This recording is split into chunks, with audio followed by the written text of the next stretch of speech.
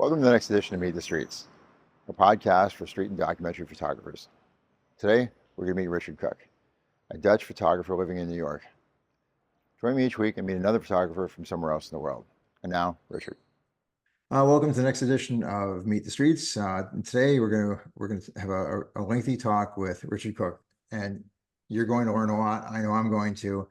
His work is amazing, and he needs to be more of a household name. You know, if you peruse photo bookstores, you might already know him. But again, according to his sub 100,000 followers on Instagram, he's got to become more of a household name. So anyway, after that, Richard, please introduce yourself.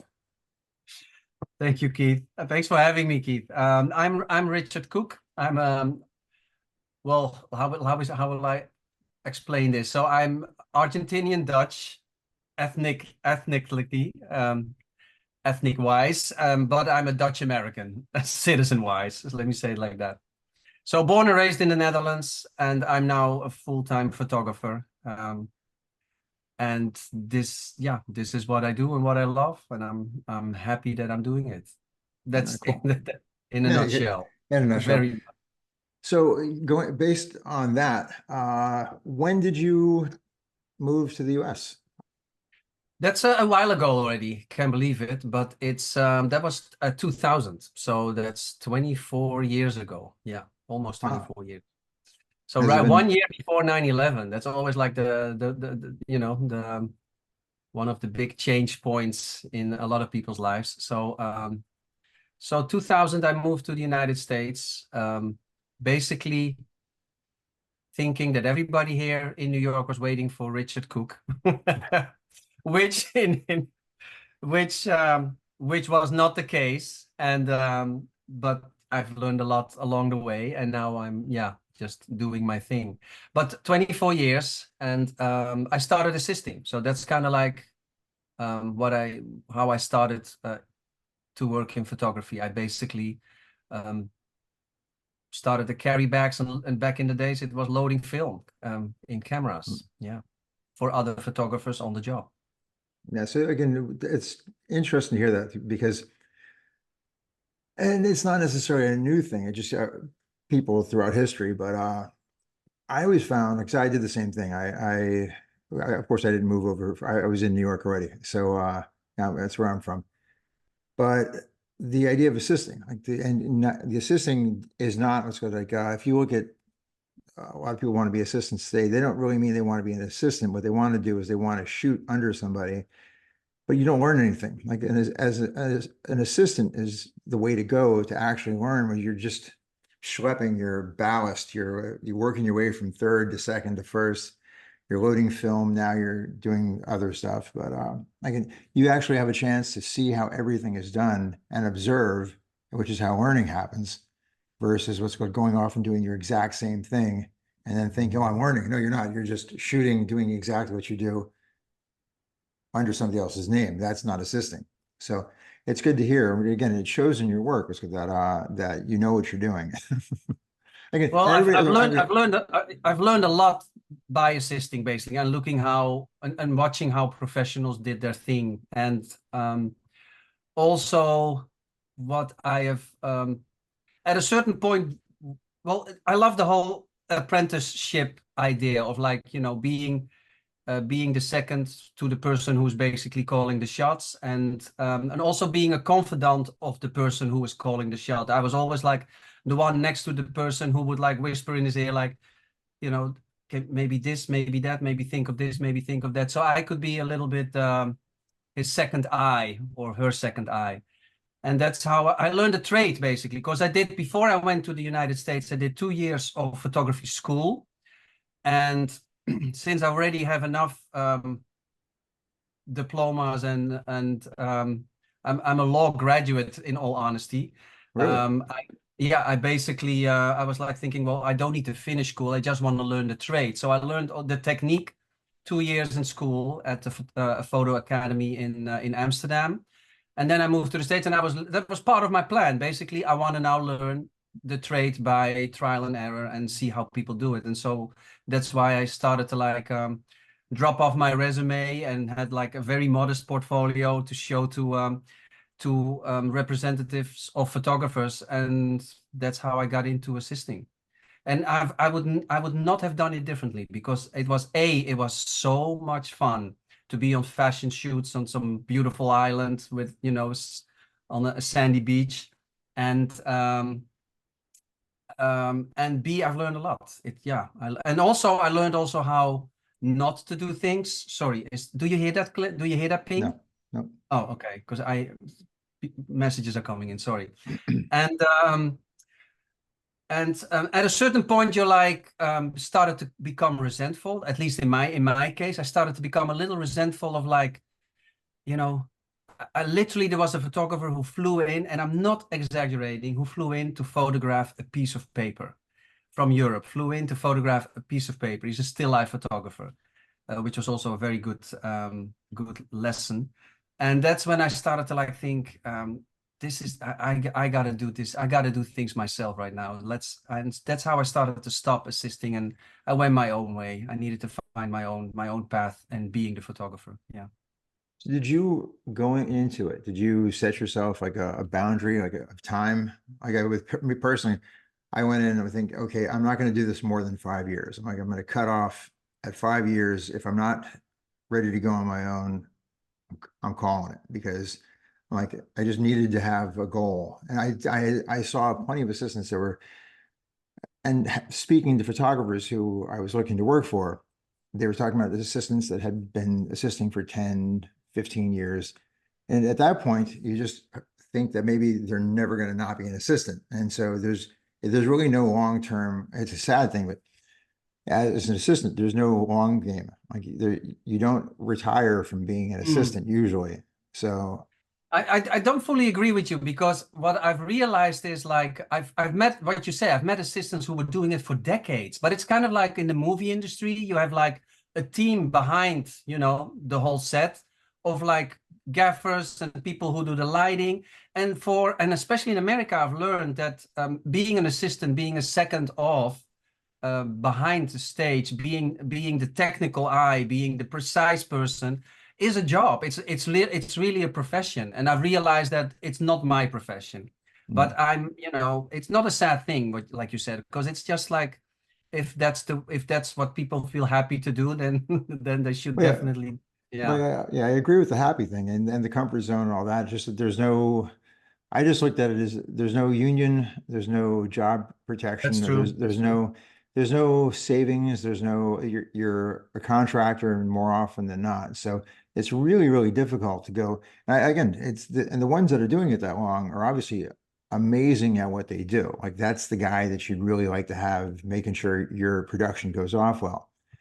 Yeah. But it just, I feel that again, for me, it wasn't going to work that way, because I just had my guy. Same for me. It wasn't in my gonna head. work I'm that like, way. I need to be that guy calling the shots. I'm like, I'm going to give myself this time, and if it doesn't work out, well, then I had no real plan B at the point, so I just had to make it work.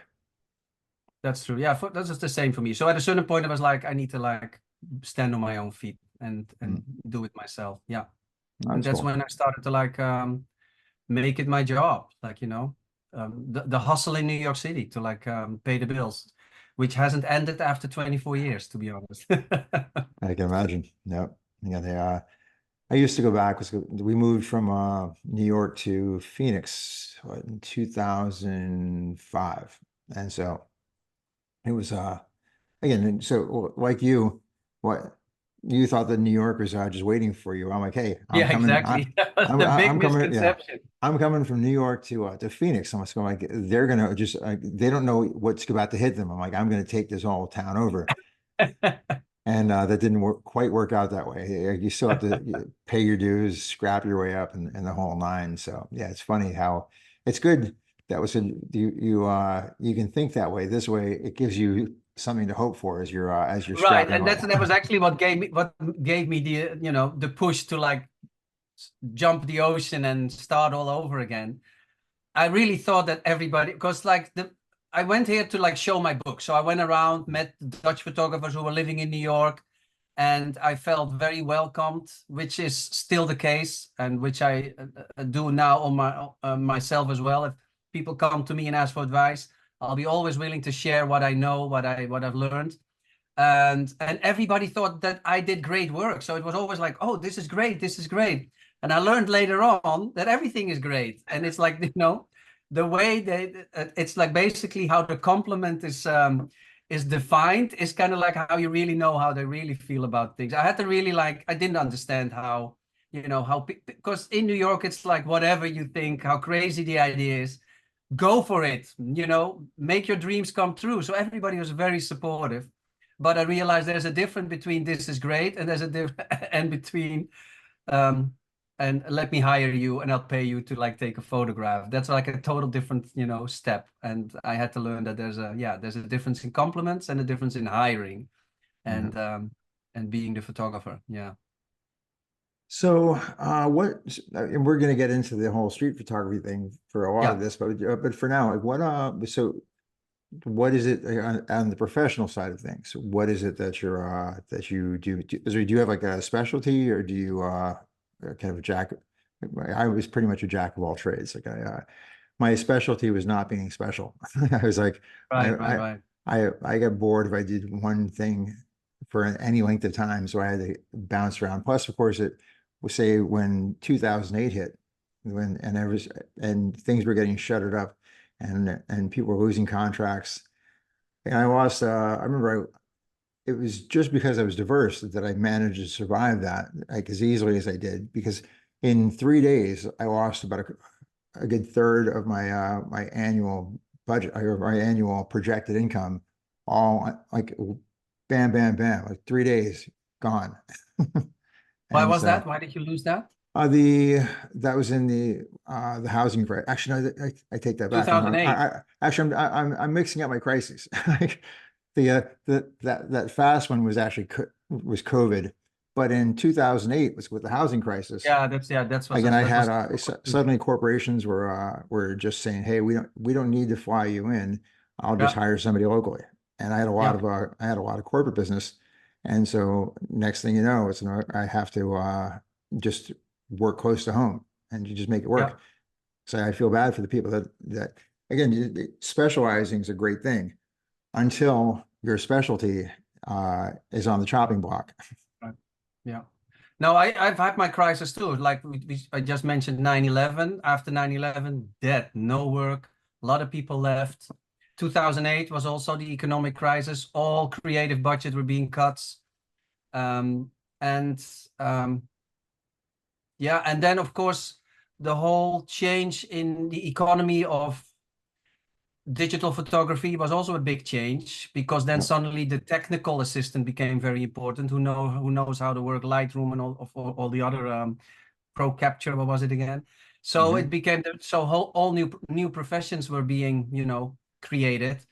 And yeah, so my street photography is more and more generating a certain income, but I also still work on assignments, and you know, the editorial assignments never really paid the bills. In all honesty, they covered costs, unless you like, you know, shot a cover or something like that.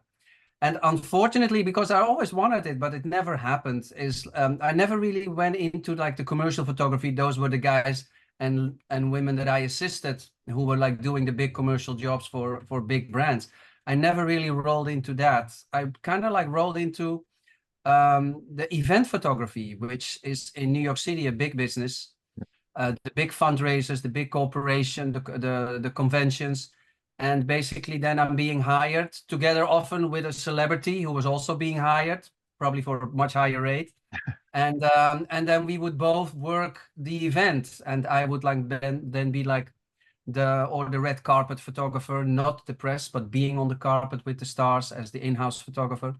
Those were actually the jobs that paid my bills and that I really loved doing, and still, you know, and still do. Yeah. Let's go. Yeah, and there's some parallels between us. And the same thing. I was assisting some very, very upscale commercial photographers, like thinking that that's what I wanted to do, until I recognized that I just disliked the ecosystem. I just didn't like the way the machine ran, and I ended up doing event work of various types. and corporate work and whatnot, which a lot of times is events, but sometimes other stuff. But it just seemed to fit my personality more. But yeah, it's amazing. Exactly. And I think that's the most important thing. It has to fit your personality, because I also did fashion. So in the beginning, I did some fashion stories for magazines in Europe. And then I realized, and especially when you assist fashion photographers, you see a difference, because I noticed that the real fashion photographers were very passionate about fashion. And I realized I couldn't care less about the fashion, to be honest. And what I cared about was the models. And then again, the street casted models that I sometimes use I thought were way more interesting than the professional models, who again were like beautiful and perfect blank canvases. And when the makeup comes and goes, they're like, they were like turned into like a completely different being. I thought the street models were real, and I was more interested in it. And then I realized I'm not passionate about it, and so that kind of stopped. And so basically weaving myself by trial and error into what kind of photography fits my personality best, and that turned out to be events, high energy happenings, and street photography, the wandering the street and trying to find beauty of daily life, which turned out to be more and more. Basically, my dream would be like my yeah, who wouldn't want to be roaming the streets the whole day and like capturing images and being able to pay your bills with that and living off that. So that would be eventually my goal would be just making beauty and sharing that with the world. Yeah. That's doable. I like that. But yeah, On my way. I'm on my way.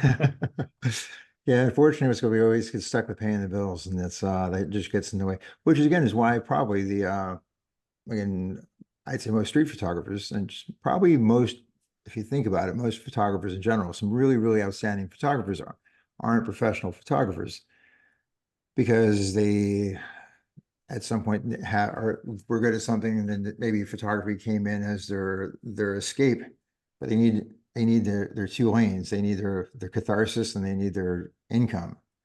So yeah, I'm trying to think. I can't think of his name. So do you know? Okay, this is. Don't ask me for names, because I'm like the worst. Yeah. But to get back to what you're saying, so there is a big difference when you have to pay your bills with this craft, simply because living in New York City is really expensive. And the first worry that everybody has living here is, am I going to make the rent, or am I going to make my mortgage each month? And that is a big concern if living is very expensive. So basically, that's the first concern if photography is your business, to like pay the rent. And so we had this discussion before we were like going into this interview about because you interviewed a few people who were like not professional photographers and still make amazing work, of course, but there is a difference of like making photography your business, and that means that you will also have to choose sometimes to do things simply because it gives you a paycheck, and that gives you, or it gives you the freedom to do things for yourself, personal project or anything like that. There's always, especially living in New York, is a life of compromise. It's never perfect. It's always, it's too expensive, too small. Quality of living kind of like, evaporates when you compare it to other great, locations. But so living here is making choices and trying to make the best of it in order to stay. And that's and that's different. It's different living, and it also gives you a different attitude towards whatever comes your way, compared to somebody who does it pure out of passion. Yeah.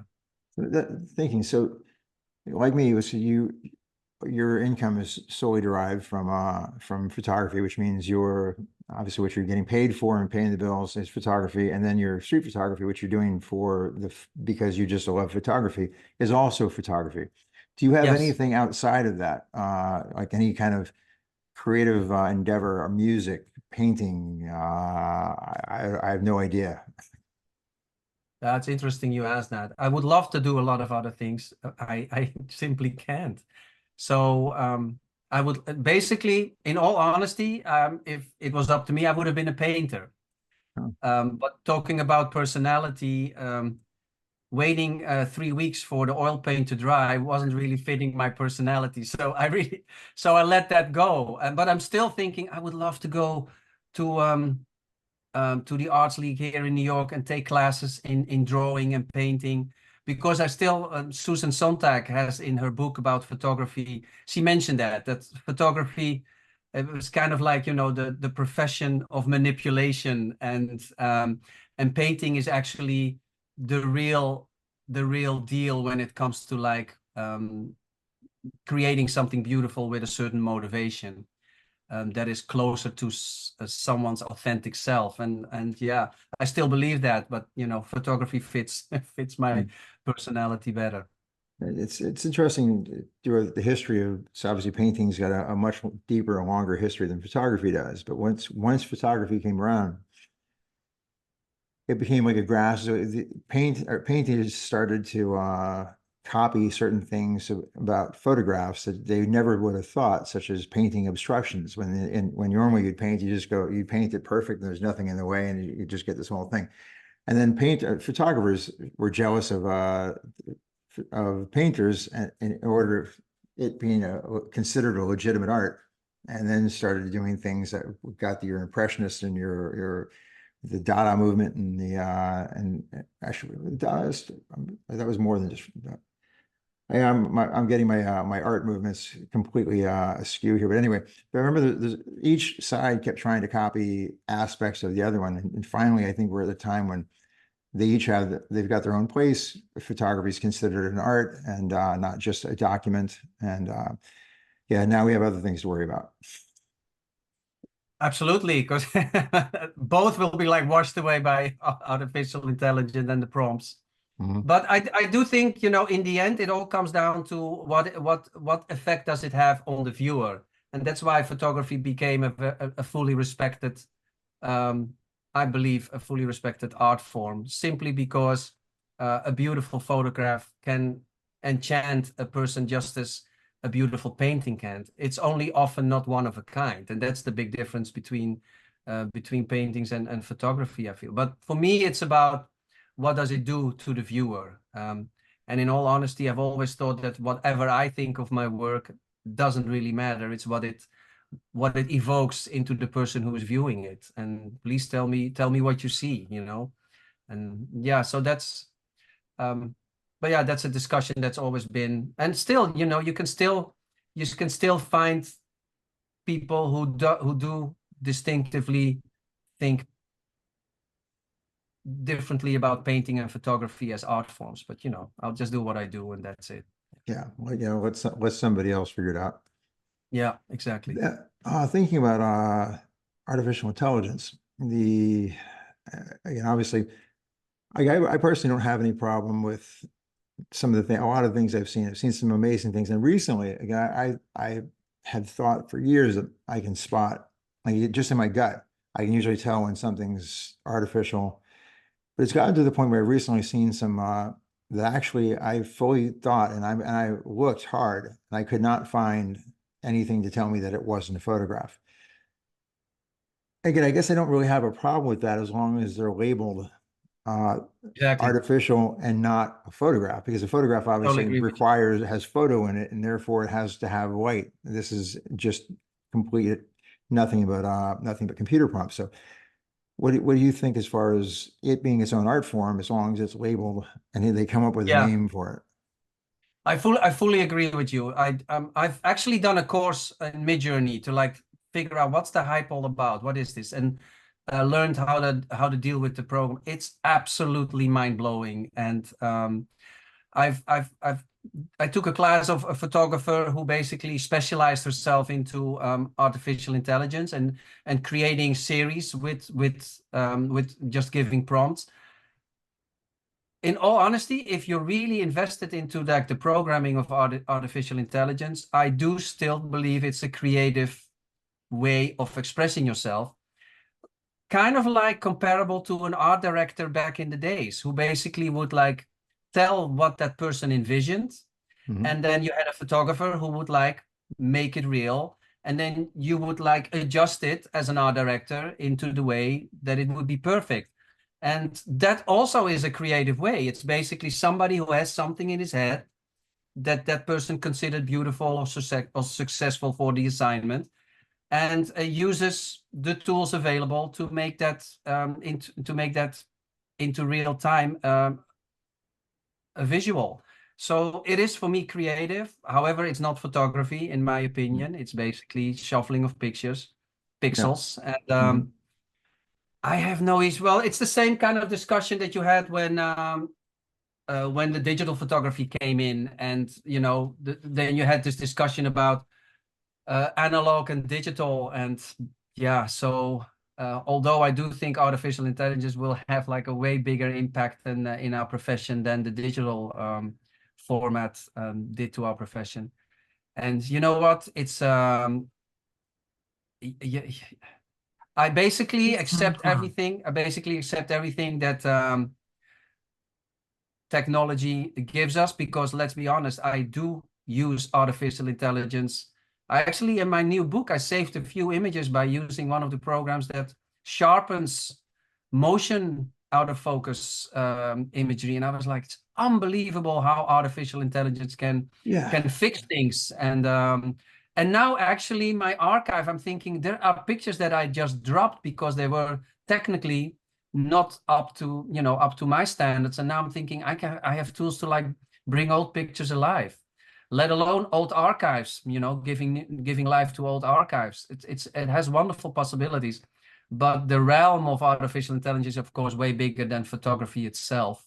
The concern is what you say is basically people throwing things in on the World Wide Web that are not real, pretending it's real, or not labeling, so that the people who views it cannot make its own determination whether it should accept it as something as a fact or not.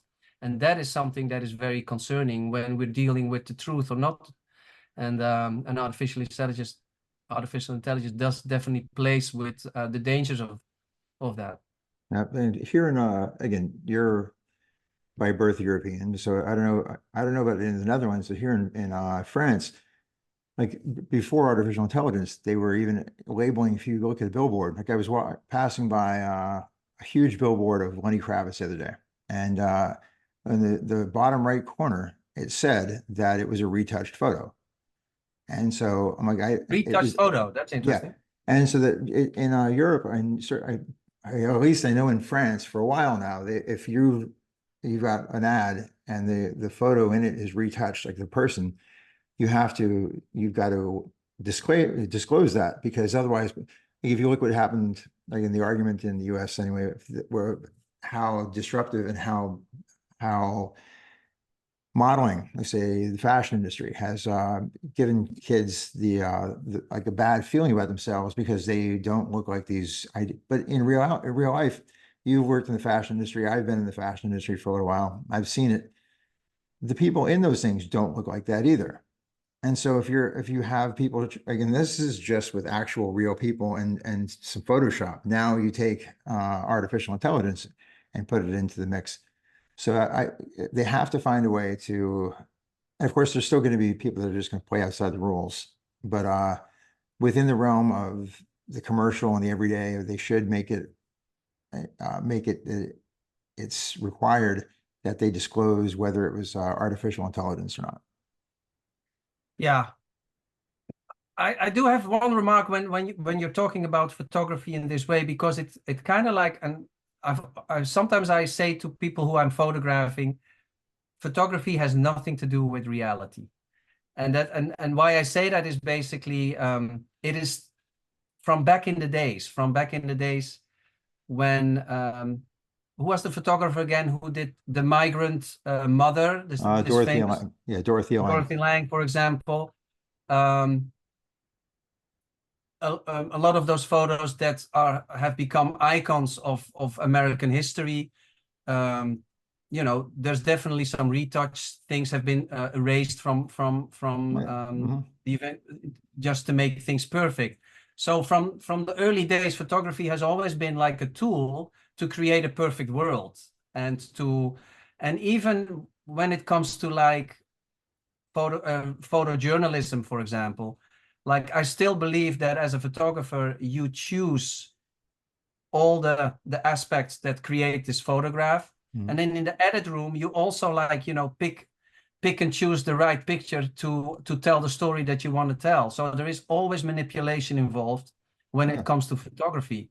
And this part of manipulation to me has something untruthful, in all honesty. So although photography is seen as like the example of truthfulness, It's not, no, it can't be. I always believe it's not. So artificial just gives another layer of this untruthfulness in this whole heap of of creating a world that we deem more beautiful or better than the world that we're having. Yeah. Yeah, oddly, I just heard something today from somebody I never thought I would quote, and from a place I never thought I would quote it from. But I just happened to be skimming podcasts, and the Wall Street Journal had this podcast, and they were interviewing Paris Hilton. I'm thinking to myself, in my life, I've never thought Paris Hilton would come across. But she was talking about, like, she's obviously some ridiculous amount of photographs have obviously been taken of her. And she's running a successful business. I've always given her the credit, like, that, okay, I don't care what you think, the public perception of her, she's running a successful business. And it's hard, it's hard to run a business and not look like you're running a business. Right. And so she's very successful at this point. But the reason I'm bringing this up is that she was talking about how, thanks to artificial intelligence, she can now get pictures of her in clothing that she wants in a location of her choice without ever having to leave her house. She can just have there's enough images of her out there. They could literally just totally generate a shoot. And what made me think about that is immediately I started thinking, well, there's a whole like creative crew that are out of business. Like, because she's the thing. I mean, people like to photograph her, and so if you just wanted to go and photograph whatever her product is or something that she's doing, she doesn't have to do it anymore. And with that in mind, she won't be alone. There's going to be a bunch of celebrities out there that are going to go, I just don't feel like doing that. Let's just have AI put me in the Alps in a ski suit, take 20 years off me, and we'll call it a day. I see now in the subway advertising, it's all AI. I can, sometimes it's like, well, obvious that it's like all fake, but it's still basically like a creative budget is being put in the people who give the prompts and who create it. So yeah, so there's going to be a whole new profession, and some photographers will feel feel this in in the revenues and the work. Yeah, it's going to change for a lot of people. Yeah, 100%. I get totally. Yeah. Again, and what change happens, like it's that's the thing. It's like something you cannot. But you're gonna have a talk about also the copyright issues when it comes to like the usage of images. That are, of course, AI uses the references that we give, which is imagery that's being made and is copyrighted. And that's also an interesting discussion about, who owns it and what can you do with it. And with that exactly in mind, I'm having a talk on Sunday, and actually I'm going to borrow, if I can. That's what I mentioned. Yeah. I'm going to borrow. So I love you're mentioning that art directors are basically are feeding in the prompts to the photographer who was the pre-AI. But with the copyright thing, so my thought on that one is to use like a real world example. All of us walk around and look at copyrighted work, and we store it. So if you think about these AI engines that are just going through, they're not specifically saying, okay, I'm going to take the Mona Lisa and just put the Mona Lisa over here. They're taking an aspect of it.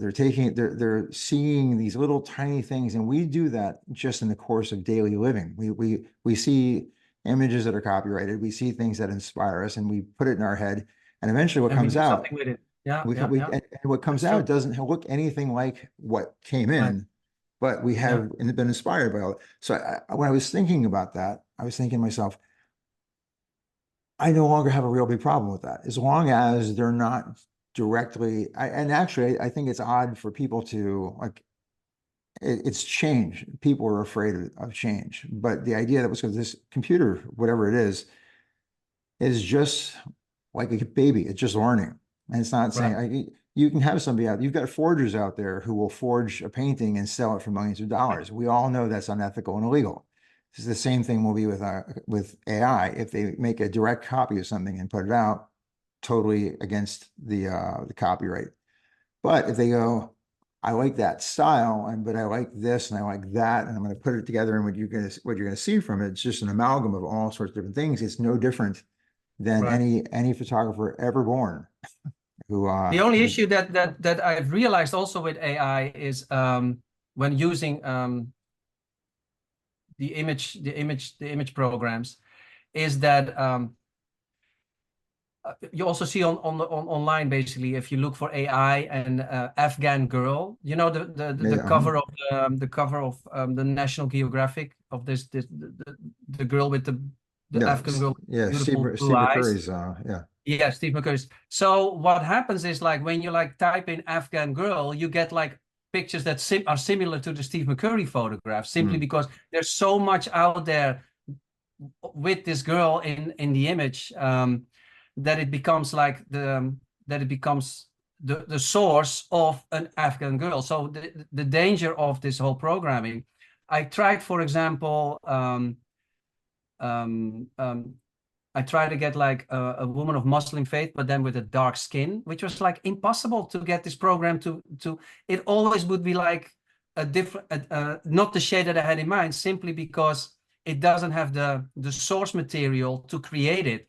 So I realized that also the program is actually very flawed when it comes to, like, you know, diversity and stuff like that. It's all like a big mismatch of like what the big general source gives, and which is not always a positive one. So yeah, so I do see a lot of problems when it comes to that as well, that it does create automatically something that that is, you know, it's all generic.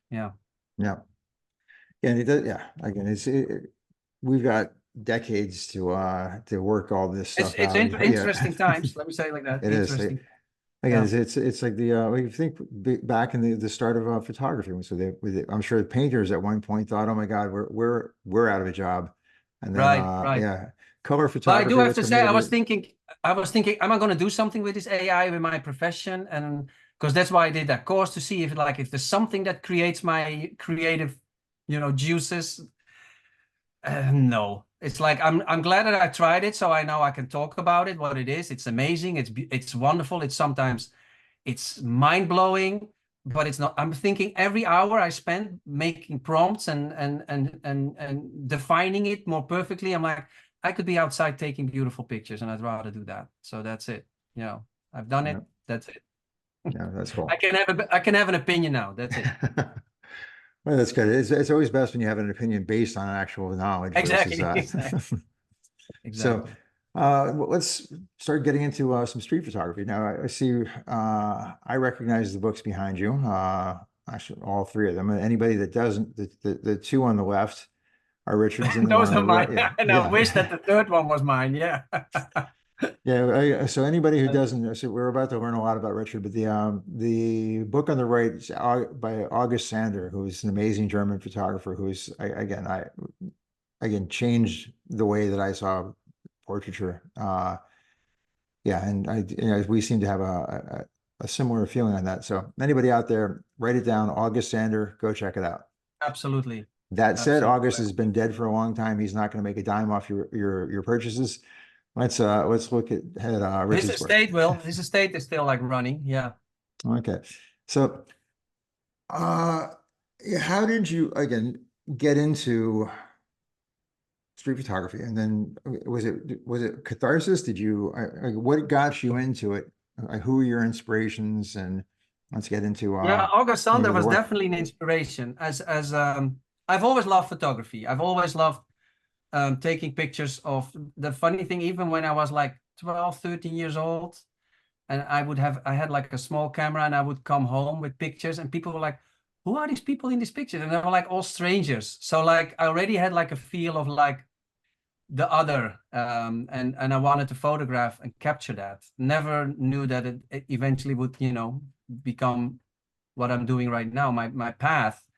August Sander was one of those photographers who showed me a window into another time, another world. It was the pre-World War II, pre-Nazi era photography. And it was actually the coming up of Nazism in Germany.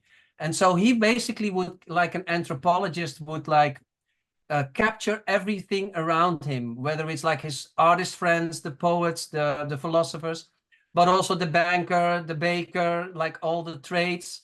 So he would basically like put the subject into its microcosmos of its environment and take a beautiful portrait. But he also photographed the Nazi soldiers that were coming up, but also the gypsies, the blind. And so he also saw the beauty of things that were not perfect. And the circus, the circus people working at the circus, which I thought was fascinating. And so everything he created, he captured, had this really sense of beauty. Then the Nazi regime came in, and then he was forbidden to take any photographs anymore. He was forbidden to do the same work that he was doing, simply because he showed also the defect side of society, and that's not, of course, what the superior race wants to like promote itself with. So he ended up basically doing environmental nature photography, which is kind of like a sad ending of his career. And but that was for me when I saw those prints hanging at the Rijksmuseum, these like beautiful small black and white, where so many shades of gray, so many beautiful. I was so enchanted by the beauty of what he made with his camera that I really wanted to do this. And that's kind of like how I started to get into taking pictures of people. That's cool. Yeah, again, he was basically that book behind you is kind of like a catalog of Germany of the early 20th century. Exactly. So that's cool. Fascinating. And there was also wild times, because there was like the era between World War I and World War II were kind of like, the Studio 54 times of Germany. Yeah. Yeah. So let's bring up your books. So we start off. I'm going to do the share screen thing once I find out where my share screen thing is. There we go. And we're going to let's see. Let's see. There we go. These are my two books. Yeah. Yeah. So we're going to start there. Again, I like the New York, and Tokyo. Tokyo. Yeah, it was kind of like a joke. It was kind of like a joke that I'm like, how are we going to call our second book? So the first book was New York, because of course that's from the city's so nice you have to name it twice. Yeah. So that's why I named it New York. But when I was enchanted by the beauty of Tokyo, I was like, how are we going to call the second book? And I was like, let's call it Tokyo.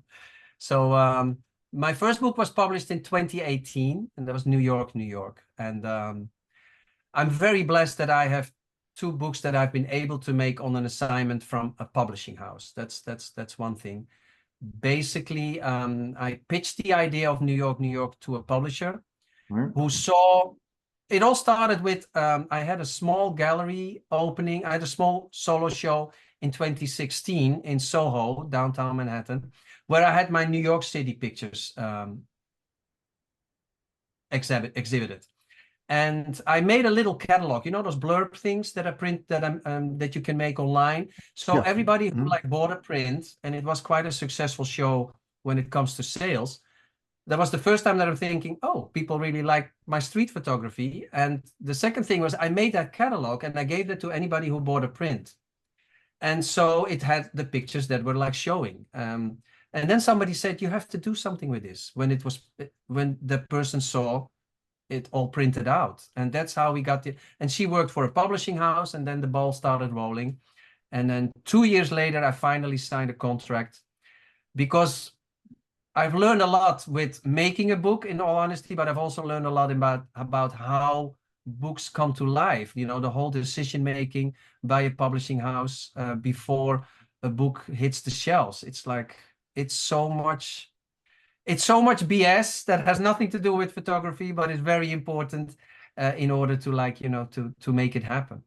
Right. The second, so the first book, New York, New York, was basically part of my archive because I live in New York City.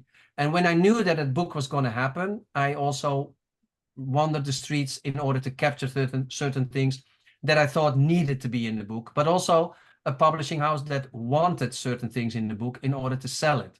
You know, it's kind of like always this balance of like, it needs to sell, and it also needs to be something that I am, you know, I accept as my work.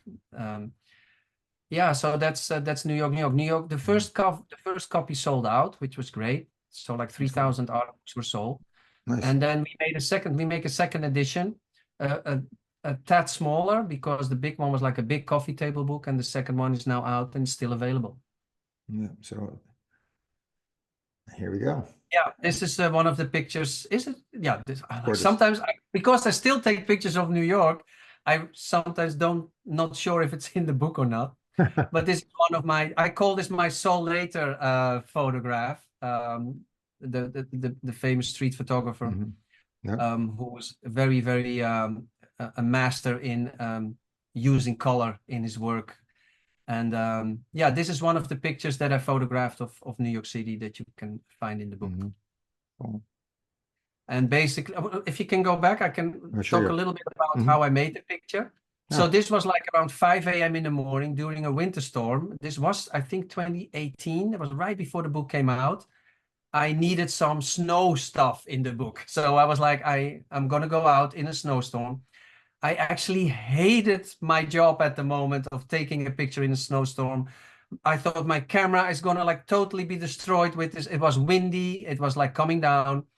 I had my camera on a monopod. So I was like high up in the air with a camera with frozen fingers, because that sign is pretty high up on the building. Yeah. And I had it like really high. And basically I used my phone, because nowadays you can connect your camera with an app with your iPhone. And I basically click the shutter and I see on my iPhone what the camera is seeing. That's amazing. And that's how this picture came to be. An absolute miserable situation, which turned out to be very beautiful. But a great use of technology, because my thought was like, what are you standing on?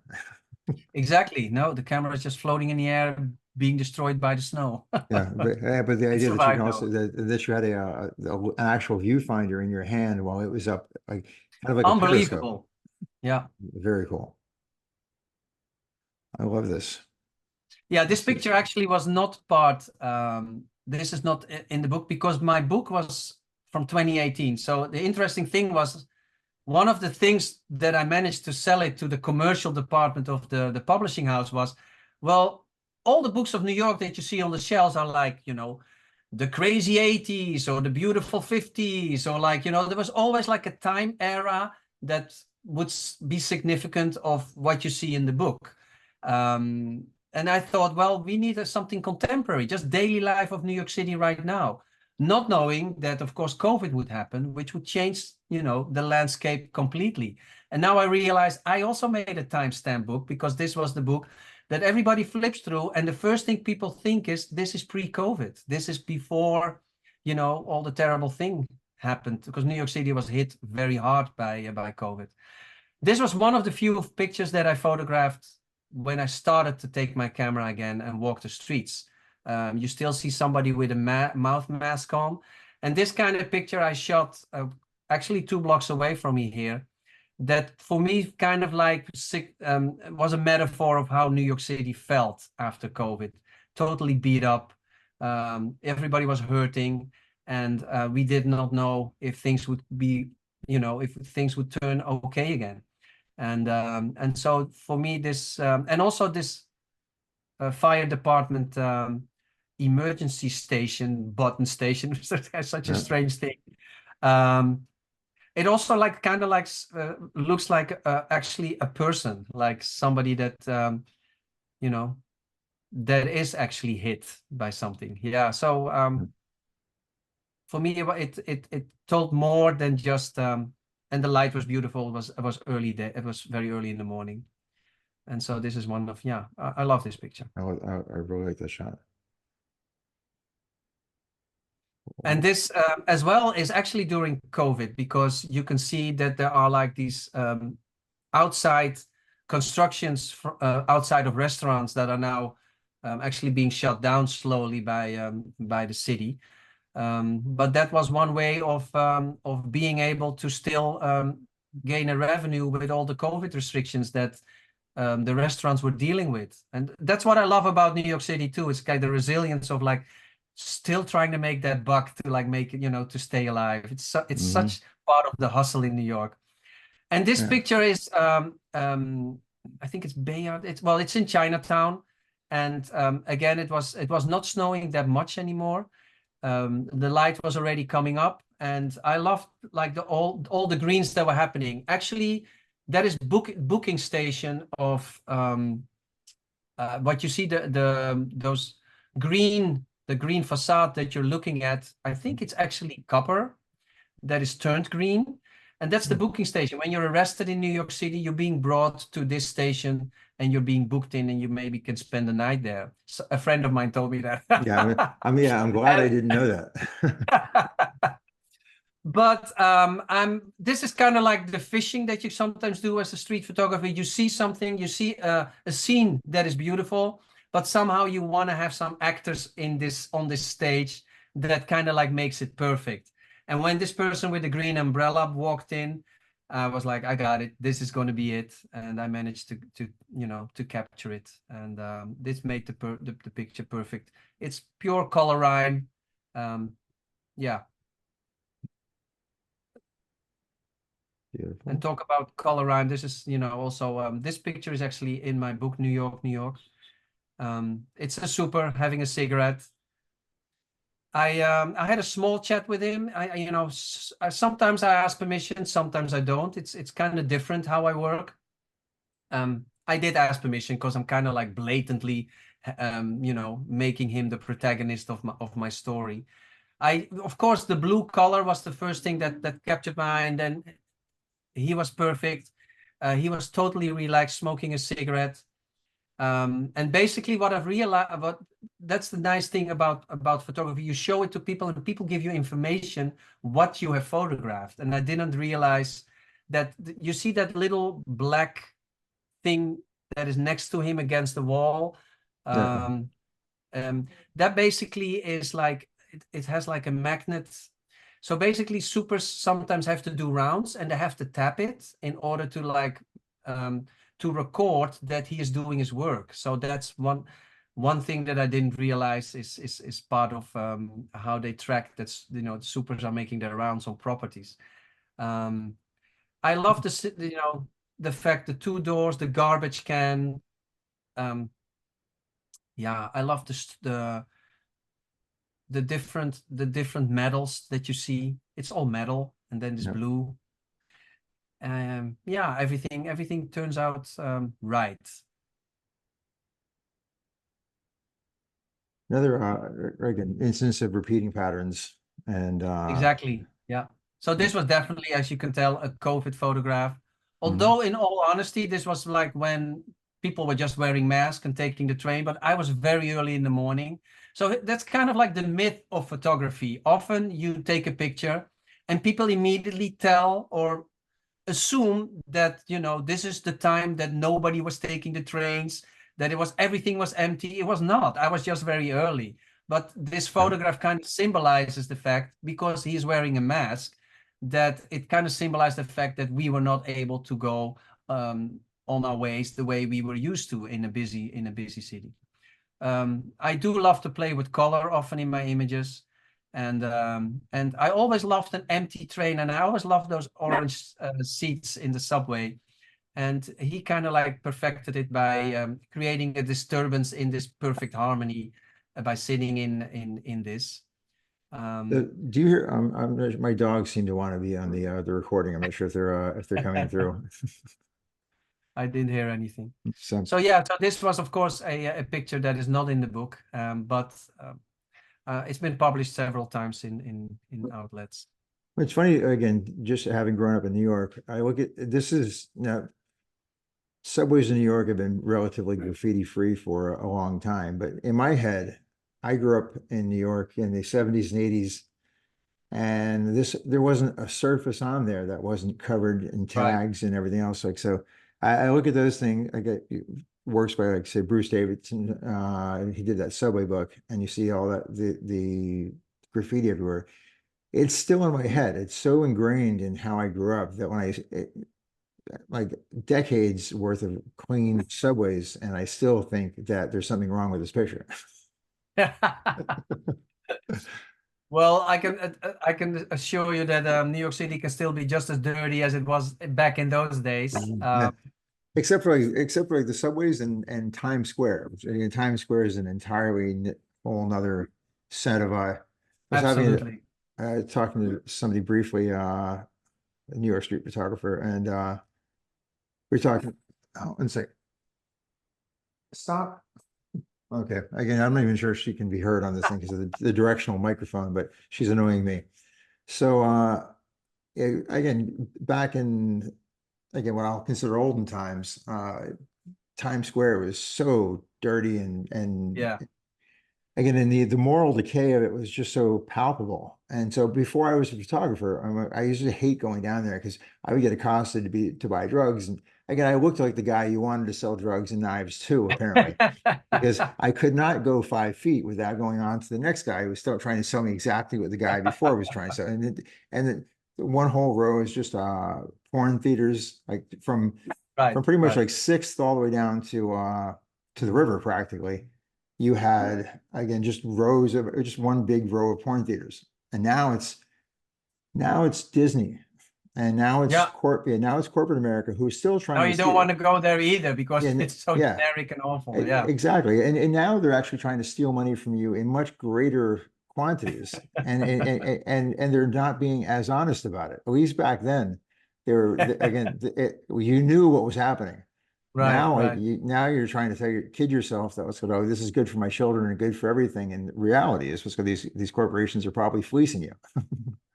So Times Square anyway. is, it's part of the myth of New York City. Times Square is like where I always call it the Walking Dead when there are like these thousands of people just looking around, taking pictures of themselves, because this is the myth. We all know New York City from the movies we grew up with, or at least I did. So it's always something, it kind of like emphasizes what you think New York City is, because that's what you've seen in movies and television. And so Times Square is kind of like one of those symbols that every New Yorker is like, you're only there if you have to go there, but otherwise don't bother, and it's just annoying. And but it's part of the myth. Times Square is part of the myth of New York City. This is one of my most one of my most favorite photographs that I photographed of New York. I love this picture on so many levels. You can almost hear the music of the cello coming through it. So of course, when it comes to like the people who are on the platform, so this is photographed on the platform of the subway station. So basically every 1.5 minutes, a train passes by and creates so much noise that you cannot hear anything. So in that small piece of 90 seconds, they're playing music and enchant people. I love the fact that it kind of breaks the stereotype as well, because when it comes to entertainment on the subway, you have showtime, you have people dancing, and they're always like young kids. And now you see, and I assume who's African American, playing the cello. It kind of like breaks the stereotype of what you see on the subways often. And that to me is also very important. I love the fact that how he holds the cello, how he closes his eyes, how he feels what he's doing, as if he's holding a lover. It's so beautiful. But if you look at the people around, you also see how he enchants everybody around him. The lady next to him who is looking at the instrument, the girl next to her. But even in the background, you see a father with 2 children looking at the violin player. And so for this short moment of perfect, because also it's the subway, so the music really resonates, and it's together with the visual of the tonality of all the browns that you see in skin, instrument, and it's just all perfect in its imperfectness. It's like, you know, because you see the dirt on the floor, you see an empty plastic bottle, you see the suitcases of the musicians. It's not perfect, and it is perfect. And I love this picture very much. It's amazing again the varied levels of skill of the entertainers down in the subway system, and both sub and above. There's I sometimes get his name wrong. There was is a jazz guitarist. I think it's Stanley Jordan. Again, I hope I have that right. But his whole thing is he doesn't pick, he doesn't strum, he just taps with two hands on the thing. And he became famous. He's a really, really well-known jazz guitarist. And the reason I'm bringing him up is I remember the first time I saw him was standing at the entrance to the subway in Columbus Circle. So like 59, right around 59th Street. And I was like, wow, I just stopped. I was just amazed by him. And then one day I'm watching like the Tonight Show or whatever it was, and he was a guest. There he was. I'm like, oh, there's that guy from Columbus Circle. And Amazing. he went on to like a Hall of Fame jazz career, and I think he's still doing it. So like Wonderful. you see, because this guy could be Juilliard trained. Right. And that's the thing of New York. There is so much talent in New York. Everybody is so good at what they do so often. That it kind of like, you know, yeah, that's what I love about New York. You have to be good in order to, like, you know, to be here, because otherwise it's no use being here. And the level of competition is so high, but also it's so inspiring to see people being so good. It only like makes you strive to go better and better. And but unfortunately, I can just walk around and capture beauty. Yeah, and here's something that didn't exist back when I again right. when I lived there. So this is the transportation hub, as it's called. That's near World Trade Center, and it's the Oculus on Church Street.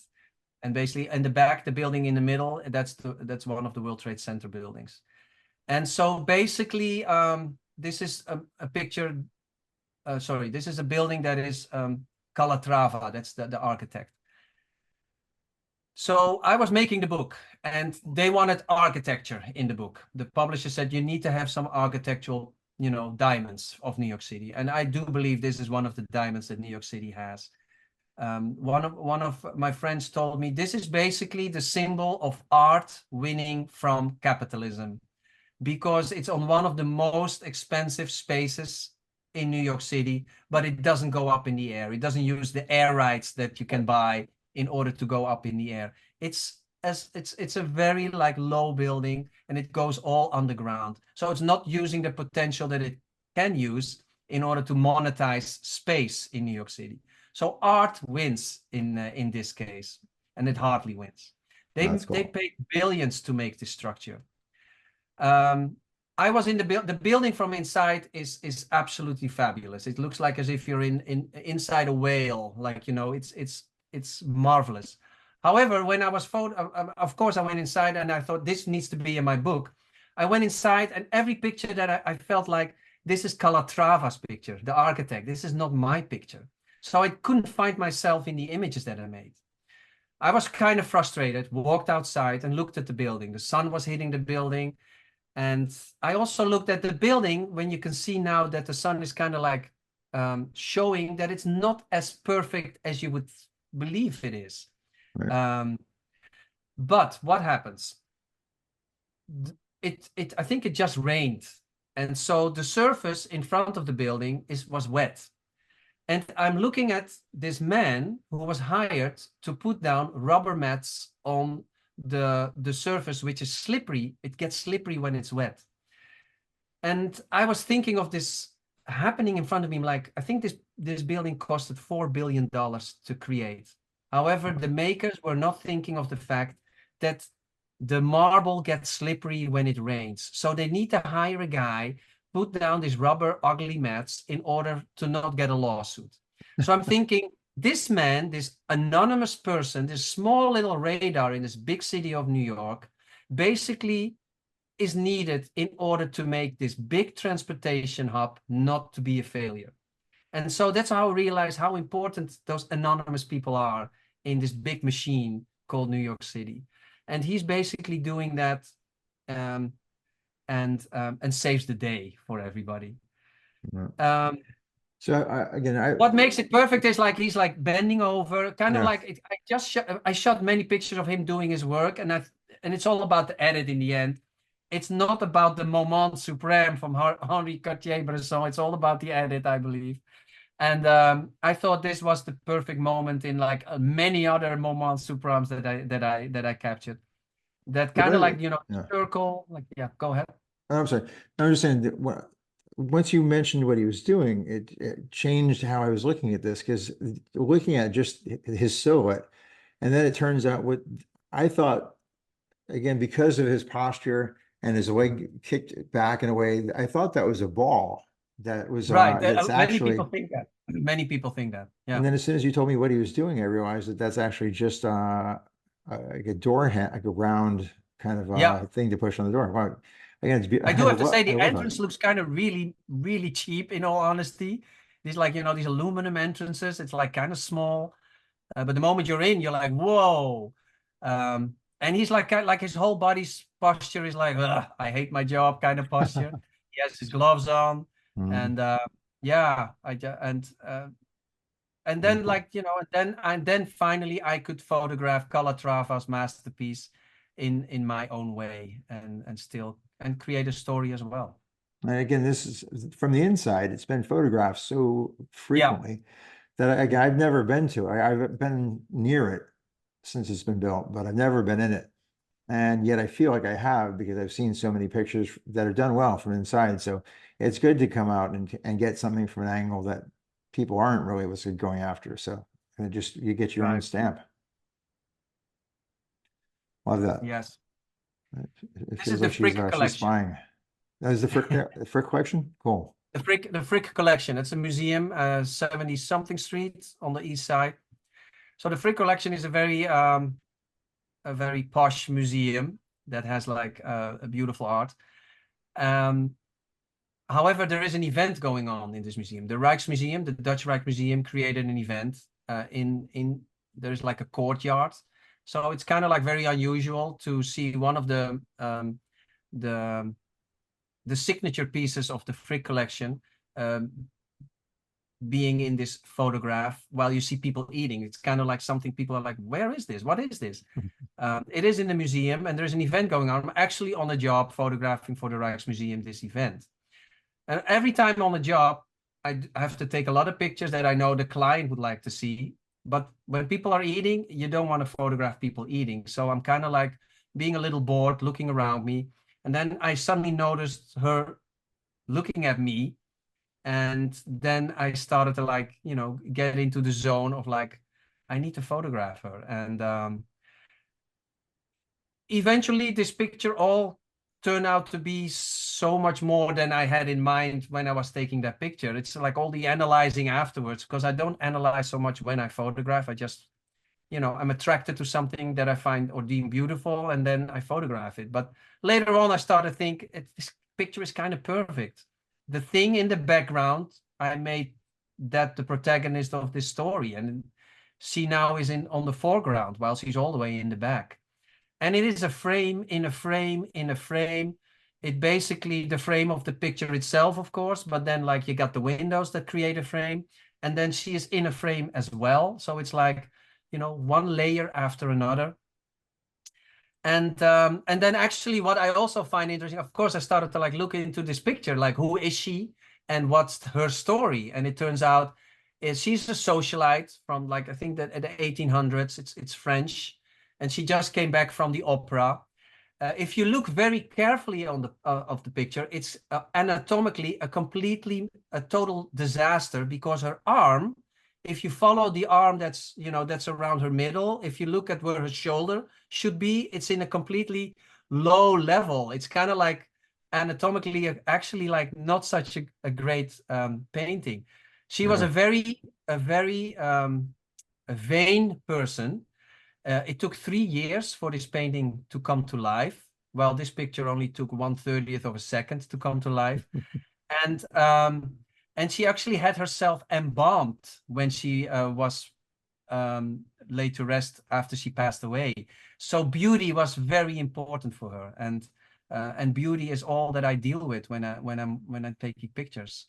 So everything came together in this one picture. So funny, now that you mentioned that, now when I look at this picture, all I can look at is how odd the fold arm is. Like It is, right? I It can't is. I can't unsee it anymore. Right. It is totally awkward, but you know, Yeah. people never see it unless you mention it. Yeah. Yeah, because again, I looked at it, I'm like, it didn't dawn on me. But once you mentioned it, I'm like, oh my God, it's like It looks somebody else's arm. Yeah. it's like it's coming out of her chest versus her shoulder. Yeah, Yeah, crazy. wonderful. Okay. Well, So if here I you ever, see painters manipulated the world as well that they saw, yep. like we do. Yeah. Cool. Yeah, it is also one of those, like, you know, one of those fishing photos. This one is in my book, New York, New York. It's on Kent Avenue, Williamsburg, Brooklyn. That's an area in Brooklyn where a lot of Hasidic Jewish people live. It's when you step in that neighborhood, I would advise everybody to just check it out, just walk around and be amazed about different worlds that, you know, New York City, they always say it's a melting pot. It's not. We all live in like different segregated areas. We speak our own languages. We only, you know, yes, we deal with a cab driver who has a different cultural background, or you pay the rent to somebody else with a different background. We all deal with each other in a very, you know, harmonious or not harmonious way. But in the end, we all are separate and want to, like, you know, want to be with people that are likewise to yourself. And Williamsburg is one of those areas. It's like a very Hasidic neighborhood where you see people wearing, you know, the attire that comes with that religion. Yeah, so funny. I love the wall. I love the Mhm. wall. That was the first thing that I loved. There's like, this wall is perfect. And then I saw, of course, my actors coming into the stage. And actually, what you see now, I didn't really notice that it was all happening. Now I'm looking at it and it's kind of all makes sense. But when I take the picture, I'm not analyzing. I'm just looking. I'm here waiting for the right person to come in, and I snap the shot at the moment that he's on this black square on the ground, on the sidewalk. And then this is the edit that I chose. But in the end, it all makes sense. All these squares, all these geometrical shapes, but then the wall completely like breaking that balance. But you see that hole into the wall with the white graffiti around it, and then this black line going towards my protagonist, pointing out I love you. And yeah, just the squares, again the frame within the frame, you know, the building as a square, the windows, where he's standing on the sidewalk, everything makes sense. It's all geometrical, but then again, also it's not. And a lot of repeating patterns and monochromatic. So you have all sorts of compositional elements going on here. Right. But then, like, you know, the I love you makes it somehow very poetic. And I see people telling stories about this picture, and I'm like, I had like no clue that was going on, or that you think that you think what I was thinking. I thought it was just beautiful, and then like afterwards I try to reason why I thought it was beautiful. At the moment, I'm totally not aware of it. It makes me think of like back when I was in college, when you're in my literature class, analyzing what did the author mean by this? Like, I'm pretty sure there's a good chance that he was being literal. And now right. And now you're ascribing all sorts of meaning to things that like that's always been my problem, although I've enjoyed it because it's fun, with all sorts of things, whether you're dealing with art history, you're dealing with anything where you're trying to break down the intent. You don't know what the intent was. The intent was likely to make something beautiful. And that's why I say whatever I think doesn't really matter. Just, you know, just view and tell me what you see. Tell me what, You know, the biggest compliment you can give me as a photographer is that it evokes a story within you that wasn't there. That for me is the biggest compliment. If you come up with something and you're like connect with it in your own way, because everybody carries his own authentic story. You have a story, you have a past, you see completely different things in it. Maybe, you know, you had uh, maybe you had a friend who was acidic, and you connect with that in a different way. And so everybody has his authentic self and views things with that story, and then tries to find connection points that resonates with you. And for me, that is the biggest compliment. If I somehow make a connection with a visual, and it has nothing to do with what I saw or what I intended or my motivations, it's we connect by a picture that I make. That is the best compliment. When I see people flipping through my book and I see how they connect with each page in their own personal way, because every time it's a different experience, I feel blessed. I feel like I can connect worlds, because you can be from across the ocean and you can see something I made in New York. I make pictures of Tokyo and people connect with Tokyo, a city that they've never been with, and they see themselves, they see certain things that they connect with. It's a marvelous thing to be able to connect different parts of the world by just a picture. Great. Well, just before we get into this, just on what you just said, it's interesting. So when people go and they travel, they frequently are drawn to photograph the things that are different. They're the Eiffel Tower, the what's Mount Fuji, just something that they don't see at home. And yet, the majority of what they're seeing, or they're not even possibly paying attention to, is how many similarities there are. And Exactly. as a species, we do the exact same things over and over and over again. It just, we dress them differently. And people think they take that little window dressing and they're like, oh, they're exotic and they're different and they're weird or they're beautiful or they're this or they're that. And the reality is they're just, again, they're your cousin who you hadn't met yet. Absolutely. I love what you say, because for me that is the power of what I do, or what I hope a lot of artists do. It's basically the issue with different cultures that you have in photography, like for example Japan, but we can get into that maybe if we look at the photos from Japan. Is basically we love to see how different other people do, like you just mentioned. And for me, that is kind of like emphasizing the fact that you have an us and you have a them, and we are different. And what I wanted to what I want to reach with my book is I show daily stuff, because daily stuff is what we do every day. What we didn't put in the book is, for example, the Women's March, because there was kind of a timestamp. It had like, you know, a political charge, and that's not daily life. So basically, I want to show the things that we all do and that connects us, because everybody has to do groceries. Everybody has to run to try to get the subway or the bus. Everybody brings a child to school. Everybody eats. Everybody loves their loved ones. And so there's so much stuff that unites us, that makes us universal beings. And that is something that I want to, like, you know, transcend through my images, the things that we can connect with on a human level. And I think that's one of the things where street photography does such a good job, because it's focused just in general on the mundane and the pedantic, which is not the stuff Yeah. not the outrageous. And again, sometimes the outrageous might get in there, but the majority of it is just that you might see on any street in the world. So cool. And this is a beautiful shot, by the way. Thank you. And that's the beauty of street photography. It's seeing the beauty in the mundane, which is something that we desperately need when our timelines are being flowed with misery and sorrow. And it is very important to balance that out with something that, and that's why I'm so happy with my 3-year-old daughter right now, who sees beauty in everything. Like a crack in the sidewalk is something that she's amazed about.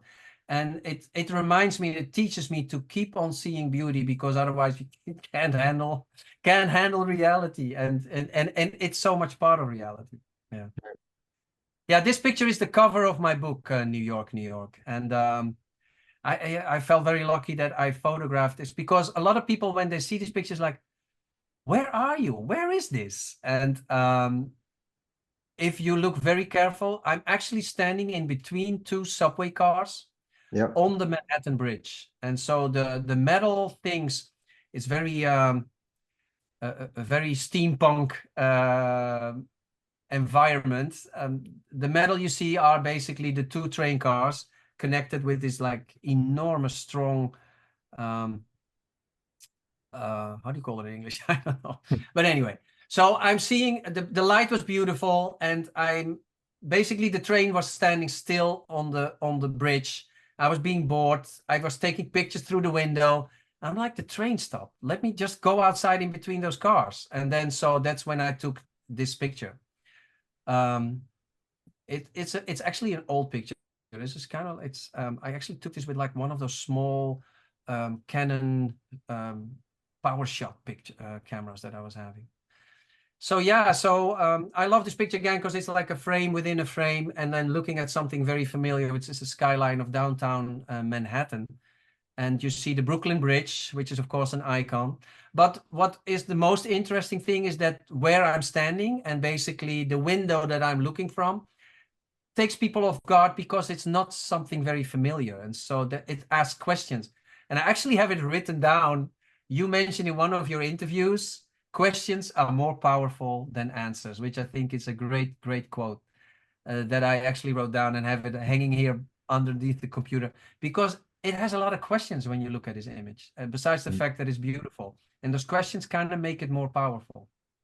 Hey, and I recognize it quick because again, growing up in New York, when the subway was super packed, especially in the summertime, when you just like, it was just people. I used to ride right where you're standing. Like I go between the cars, which they say don't do, it's dangerous. And again, my friends and I would get in and out of the subway at that spot. You just pop open the little latch, you just jump in, jump back out. You just make sure you're aware so you don't fall between. But it was the only comfortable spot on the train was when it's rush hour. Especially when there's a homeless person like stinking up the whole car, you need to get out. Then like, you just gotta you gotta take it. Yeah. Let's see here what's going on. There you go. Cool. Nice. Yeah, that's another nice. Yeah, these photos are also very successful because I'm very lucky that I sell my art as well, and so this is 7th Avenue on.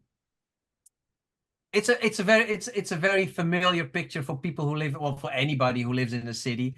It's basically the fact that you check yourself out in the windows when you pass by, just to like to check. So, but the whole the food cart that is like bringing in this smoke.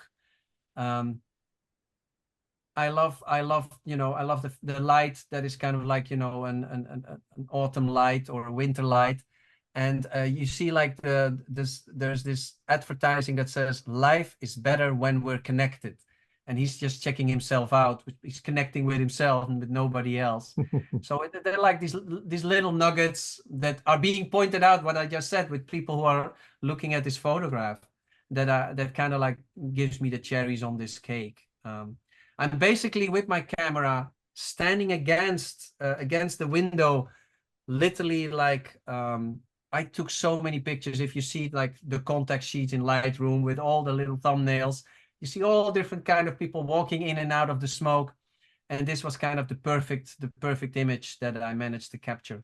But I'm here like for 20 minutes with my face against the glass, trying to capture this diptych, as they call it in painting, this tweeluik, as we say in Holland. Yeah. So if I'm trying to think if I'm oriented right, I'm probably not. I'm just thinking if you go to the corner there, you take a left, walk a few walks, you're at B&H. Yeah, correct. That's true. Because there's Madison Square Garden on the right here in this picture.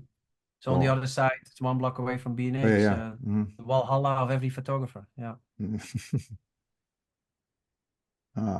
Yeah, I love this. This is the only picture I took of her. This is one of the pictures I did not ask permission, and I was like scolded, and That was the only photograph until she said no photo, and I'm still using it. It's kind of interesting to maybe also talk about, what do you do when you're actually asked not to take a photograph, and it turns out to be such a beautiful photo. The colors are wonderful here, and this is at the end of the day in Chinatown. People are cleaning up. You see, actually, I think it's a hair salon all the way in the back. They're cleaning up the floor there as well. It's the end of the day. I'm here photograph, and all the colors. It feels like a golden age painting with those bright colors that are coming towards you, and of course these are the basic colors, the red, green, and blues that make it wonderful. But it's kind of interesting because she asked me not to take this photograph, and I'm still using it. So did she ask you like right after you snap this frame? She looks up, she sees me photograph, she says, no photo. I'm like, okay. So I walk away. But it's so beautiful. I cannot.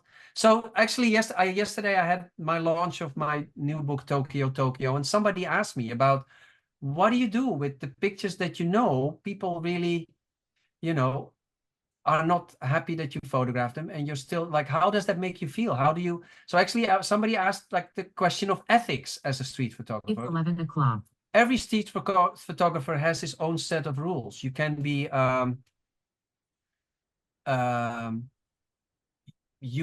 a-hole walking around with the flash, taking pictures of people that that you encounter and using them while they're all like being shocked or not happy. So every photographer has a set of ethical rules. When is it right to take a photograph? When is it right to use a photograph? Which is another thing, of course. I can take whatever I want to take on the public street. However, using is something else. Then you come into like more the ethics of like, is this the right thing to do? And I have my rules. I don't photograph homeless people who are struggling with addiction, because I don't want to point out people in a position that they didn't choose to be in. So those are my rules. I love to be respectful of my city. When I visit a city, I love to be respectful as a guest. And so I have my set of rules. And yes, I sometimes use a photograph that's in the gray area. Let me say it like that. However, I always treat my subjects with a certain respect. I love to put them on pedestals. I honor the hardworking people, because I'm a hardworking person, and my mother was a hardworking person.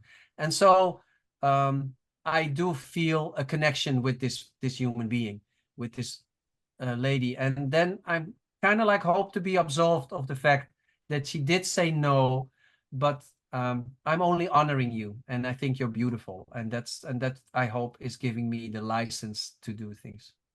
And there's also nothing compromising about the image. Like there are people that I think that put up images, and maybe some make it a point to mock people with their images. Right. And I do sometimes have a little humor in it, but I understand what you're saying. Yeah, there is humor is one you thing. have But the cynical, you have. I mean, you can have humor, but I'm like, there's a point where there's a difference where there's like something ironic or whatever, that something can be humorous. Exactly.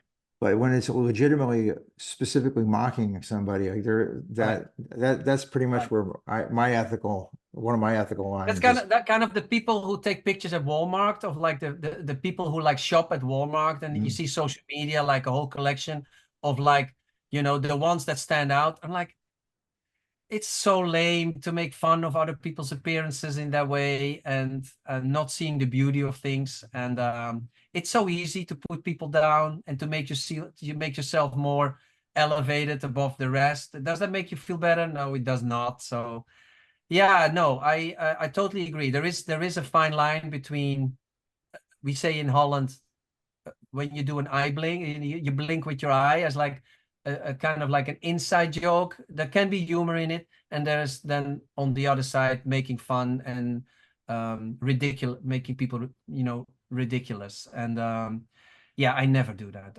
It's not my style. It's not the way I'm. That personally, I wouldn't. Those are kind of like the ethical things that I just mentioned. Yes. On your side. And so Yeah. obviously, it looks like there's a production. I looked at this at first and thinking to myself, "Oh, you lit this," and I'm like, "No, no, it's a movie product or a TV It's a production." movie set. Yeah, exactly. This was one of those moments. I did it also with Tokyo. I'm in New York, New York. I was on social media talking about I'm making a book. I have an assignment. So what should I photograph in New York? And I got like people inviting me. And then suddenly I got a text. There is a film shoot near the Manhattan Brooklyn Bridge area. Come down. And so I jumped in a cab and I'm ending up on the street where there's a film shoot. So basically, this is behind the scenes. Here are the extras waiting to be used as extras. And I'm walking around with my camera, taking pictures. But here again, I have my picture on a pole, my camera on a pole, high up in the air. That's why you can see the camera on the car on the left. I'm actually, the rooftop is in the picture that's reflecting the bridge. And this lady was standing there.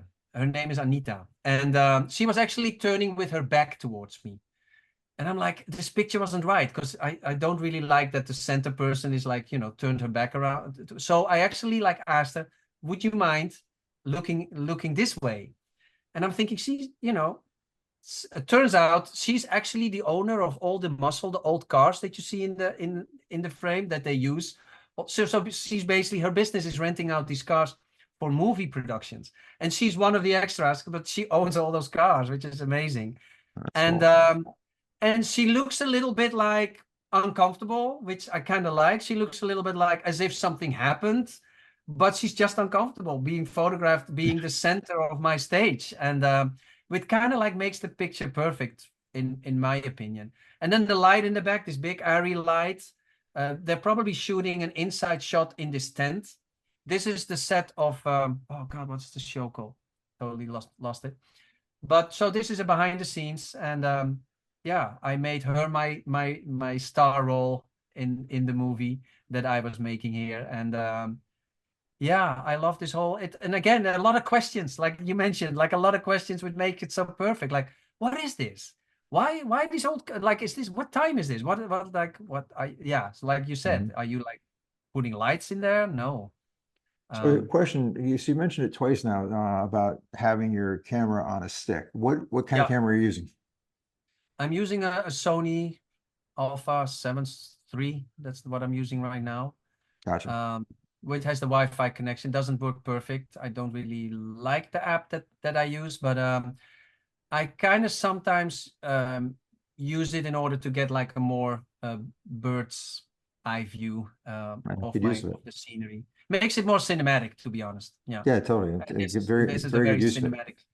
Yeah, with the you can't get, to the best of my knowledge, a Leica M won't do that for you. You can put it up on a pole if you want, but you're not going to see what you're getting. But it's nice Well, you're what able. I used to do is have like a 5 second or 10 second timer, and then like go up in the air, and hopefully you have a little screen that you can still see, and then click. You have like one shot, or maybe 3 or 7 if you do the tick tick tick, the how do you call it, that you like take all different kind of like lightings. Right. Um, Bracket it. Yeah. yeah, Cool. Let's see. I think that's it. Yep. Okay. So that's the end of at the end of New New York, York. New York, New York. So let's move over to Tokyo. Let me find out what. Tokyo. I, That's another folder. Yeah. yeah, there we go.